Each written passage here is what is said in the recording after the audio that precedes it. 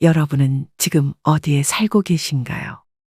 한국 사람이라면 집이라는 것을 매우 특별하게 생각하죠. 내 집을 샀다는 것은 성공과 안정을 의미하기도 합니다.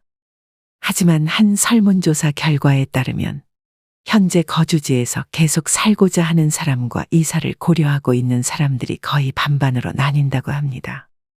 여러분은 지금 살고 계신 곳이 만족스러우신가요? 지금 사는 곳이 마음에 드는 사람들 대부분은 오랫동안 한 곳에서 정착해서 살고 계신 분들이 많고, 마음에 들지 않는 분들은 은퇴를 한 지 얼마 안 된 사람들이라고 하죠.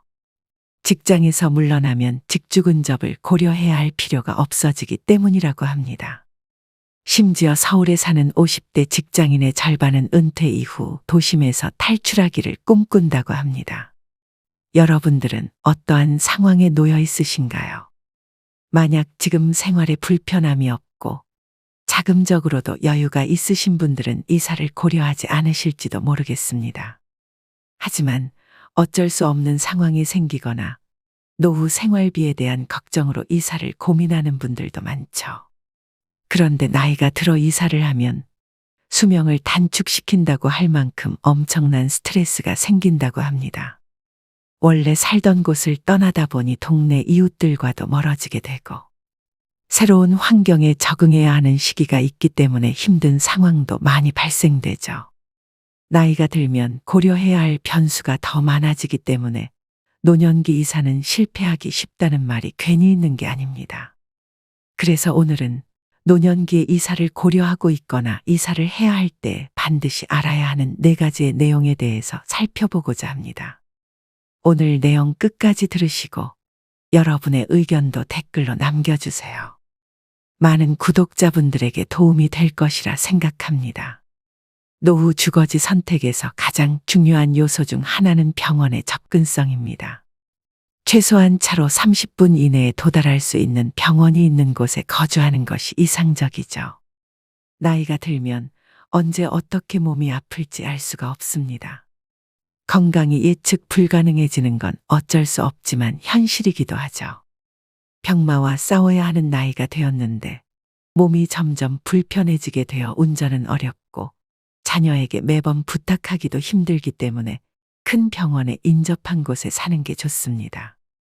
만약 아프더라도 스스로 병원에 갈 힘이 있다면 혼자서 해결하는 게 마음도 편하고 좋지만 병원이 멀다면 어쩔 수 없이 가족에게 도움을 요청해야 하기 때문입니다.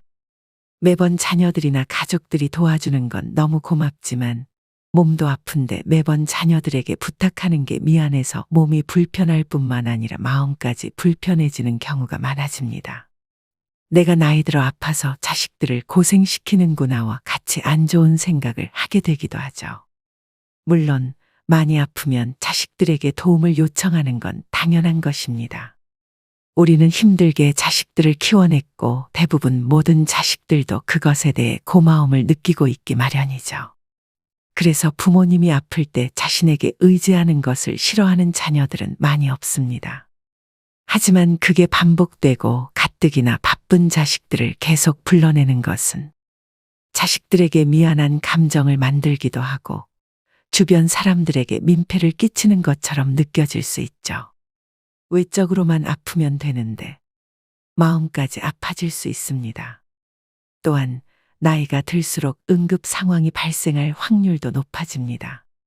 뇌졸중 같은 위험한 병마들은 신속한 치료를 받아야지만 생존 가능성이 높아지기도 합니다. 만약 조금이라도 병원이 멀리 위치해 있다면 이러한 병에 걸렸을 때 생존하기가 어려워지죠. 내 건강을 위해서도 자식들에게 걱정을 끼치지 않기 위해서라도 노후 주거지를 선택할 때 주변의 병원을 가장 우선시하여 생각하는 것이 좋습니다. 두 번째로 생각해 봐야 할 것은 복지시설입니다. 나이가 들면 건강 상태도 많이 달라지지만 주변의 인간관계도 많이 변하게 됩니다. 특히 자주 연락하며 지냈던 옛 동료일지라도 은퇴를 하게 되면 남으로 변하는 경우가 많죠.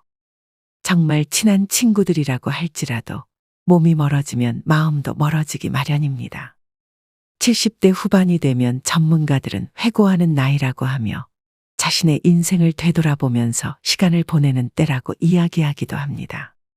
그만큼 집안에 머무는 시간도 많아지고 소외감을 느끼게 되며 고립의 위험에 노출되기도 하죠. 일본에서는 나이가 들어 외로운 죽음을 맞이하는 고독사의 문제도 커지고 있다고 합니다. 그래서 일본은 학군의 위치가 중요한 우리나라와는 달리 복지시설이 잘 되어 있는 곳이 가장 인기 있는 지역이 되고 있기도 하죠. 게다가 요즘 사는 것이 힘들어지면서 자녀들이 부모님에게 소홀하게 대하는 경우가 많습니다. 최근에는 설날이나 추석에도 찾아뵙지 않는 자식들도 많아지고 있다고 하죠. 그만큼 나이가 들면 점점 더 외로움과 싸워야 하는 시간이 많아지게 됩니다. 그럴 때 복지시설이 주변에 있다면 큰 힘이 될 수 있죠. 복지시설은 일반적으로 건강관리 서비스를 제공하는 곳도 많습니다. 정기적인 건강검진, 치료 서비스, 재활 프로그램 등을 제공하여 우리들의 삶에 도움이 되죠. 또한 사회적인 활동이나 친목 모임, 문화 프로그램 등이 많이 있어 외로움을 없애는 데에도 좋습니다. 사람들을 만나며 정서적인 안정감을 얻고 우울증을 예방하기에도 너무 좋죠. 물론 사람들을 만나는 게 스트레스인 분들도 계실 겁니다. 저도 사실 누군가를 만나서 이야기하다 보면 스트레스를 많이 받는 경우가 많습니다. 그래서 복지시설이 꼭 필요한가 싶은 생각도 많이 했죠.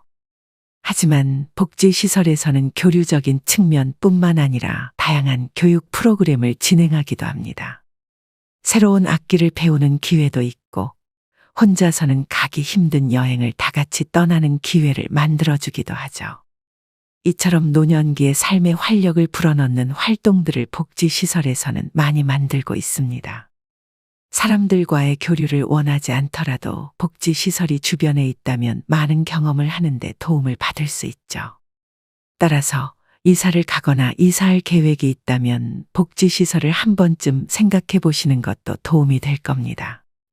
세 번째로 중요하게 생각해야 하는 것은 노후 생활비입니다. 서울에서 사는 것과 지방에서 사는 것은 노후 생활비 부담이 22%나 차이가 나기도 하죠.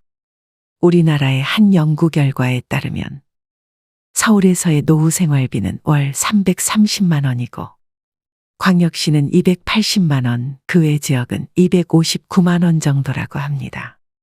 그만큼 재정적 상황에 따라 우리의 노후 주거지를 생각해 볼 필요가 있습니다. 여러분은 나이가 들면 가장 중요한 게 무엇이라고 생각하시나요?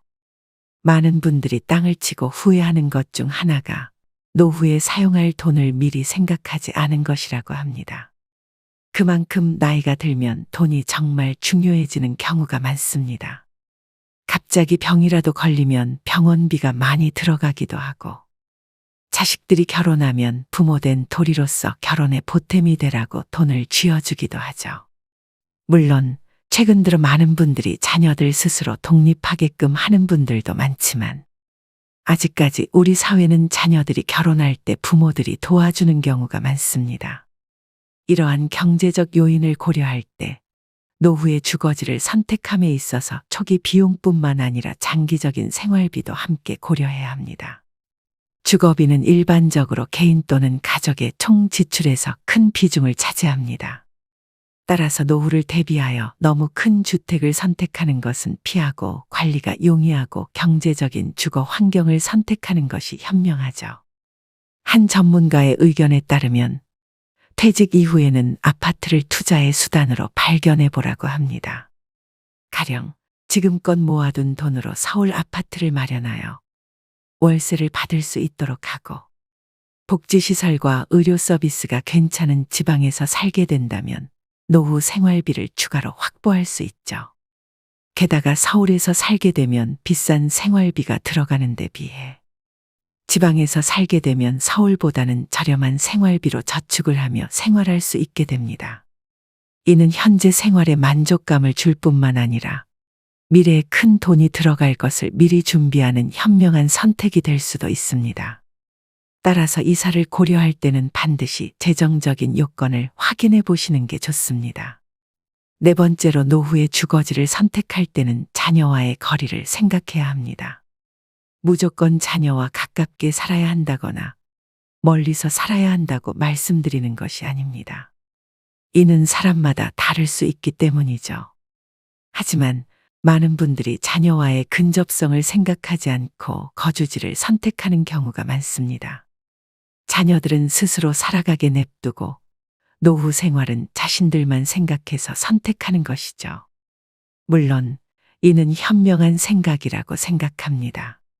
우리 품을 떠나면 자식들은 스스로 살아가야 하고 부모된 도리도 다 했기 때문에 독립적으로 생각하는 것은 중요하죠. 하지만 어떤 분들은 자녀와의 근접성을 고려해야 할 필요가 있을 수도 있습니다.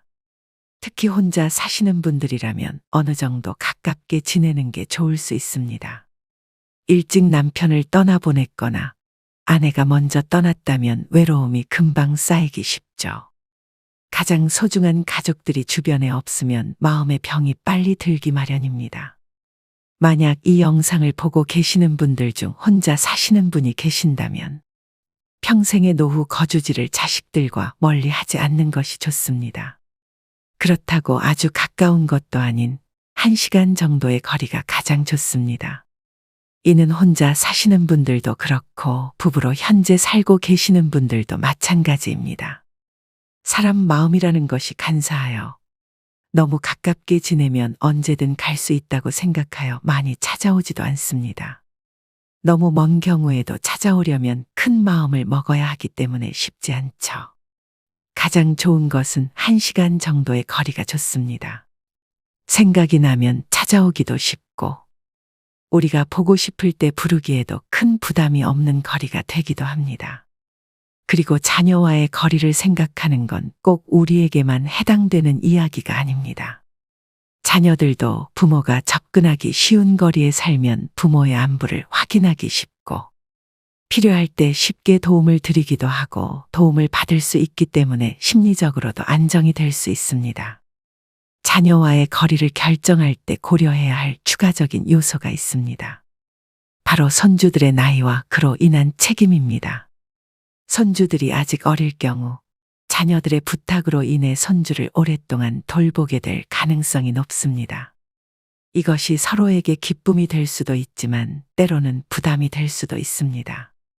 자녀들이 부모님의 도움을 당연하게 여기게 되면 원래의 의도와는 달리 갈등의 원인이 될 수 있기 때문이죠. 손주 돌봄이 반복되어 일상이 되면 이러한 도움이 당연한 것으로 여겨질 수 있습니다. 이는 결과적으로 기대치를 높이고 그 기대가 충족되지 않았을 때 실망으로 이어질 수 있습니다.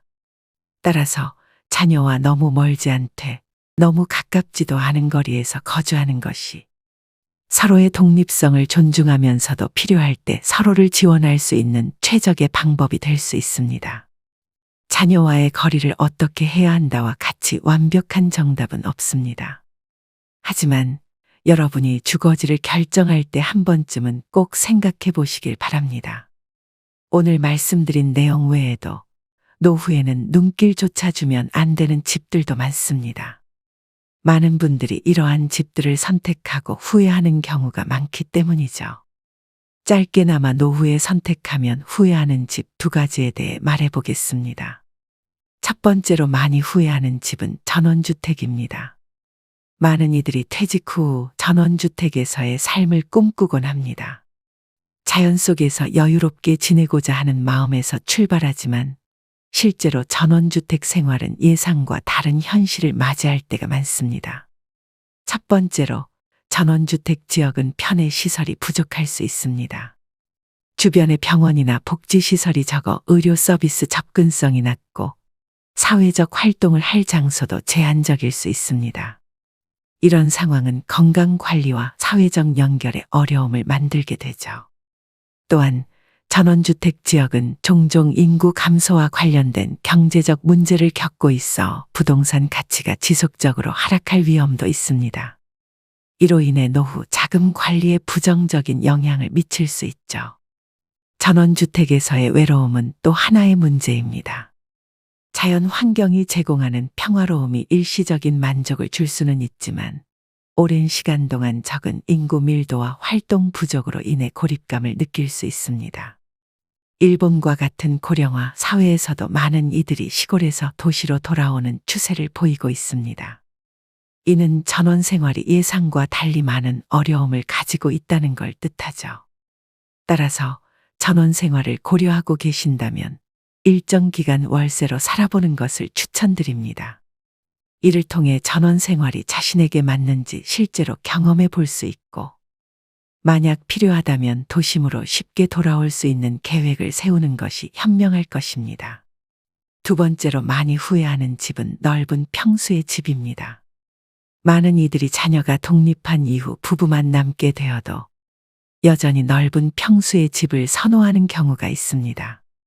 특히 명절이나 가족 모임을 생각하며 더 넓은 공간을 원하시는 분들도 계시죠. 하지만 이러한 선택이 현명한 결정은 아닐 수 있습니다. 노후를 고려할 때 넓은 평수의 집은 예상치 못한 경제적 부담을 초래할 수 있습니다. 큰 집은 그 유지 관리에 더 많은 비용이 들어갑니다. 세금, 관리비, 난방비 등 주거 관련 비용이 크게 증가하며 이는 노후 자금을 감소시킬 수 있습니다. 또한 시장 추세에 따라 큰 집의 수요가 감소하고 있습니다. 1인 가구의 증가와 젊은 세대 중 결혼을 하더라도 자녀를 두지 않는 경우가 늘어나면서 넓은 주택에 대한 수요가 줄어들고 있습니다. 이러한 변화는 큰 집을 나중에 판매하고자 할 때 가치 하락을 초래할 수 있습니다. 따라서 노후에는 너무 넓은 집보다는 관리가 용이하고 경제적으로 부담이 덜한 적당한 크기의 집을 선택하는 것이 현명합니다. 이는 장기적인 관점에서 더 안정적인 노후 생활을 도모할 수 있게 도와줄 것입니다. 여러분은 은퇴 이후 최종 정착지로 어디를 생각하고 계신가요? 혹시나 아직 결정 전이시라면 병원의 위치, 노후 생활비, 자녀와의 거리, 복지시설 등을 생각하시고 결정하셨으면 좋겠습니다. 또한 전원주택이나 넓은 평수의 집은 한 번쯤 다시 생각해 보는 것도 좋겠죠. 병원의 위치를 고려하는 것은 우리에게 이로울 뿐만 아니라 자식들에게도 걱정을 끼치지 않게 하는 좋은 해결책이 될 것입니다. 또한 노후 생활비는 가면 갈수록 오르고 있으니 한 번쯤 꼭 생각해 보는 게 좋습니다. 많은 이들이 노후 생활비 때문에 다시 일하는 분들도 많다고 하죠. 나이가 들어서 몸은 움직이기 힘든데 생활을 위해 또 일을 해야 하는 불상사가 발생할 수도 있습니다. 그러니 꼭 노후 생활비를 생각하여 노후 주거지를 선택하셨으면 좋겠습니다. 그리고 사람들과 지내는 것이 스트레스라고 생각하여 복지시설과도 등을 돌리진 않으셨으면 좋겠습니다.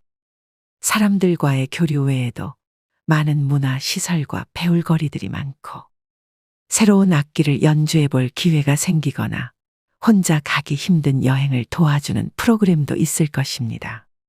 지역마다 다르기 때문에 어떤 게 있다고 확실하게 말씀드리기는 어렵지만 지역을 옮기기 전에 주변 복지시설을 확인하는 것은 그만큼 중요하다고 할 수 있겠습니다.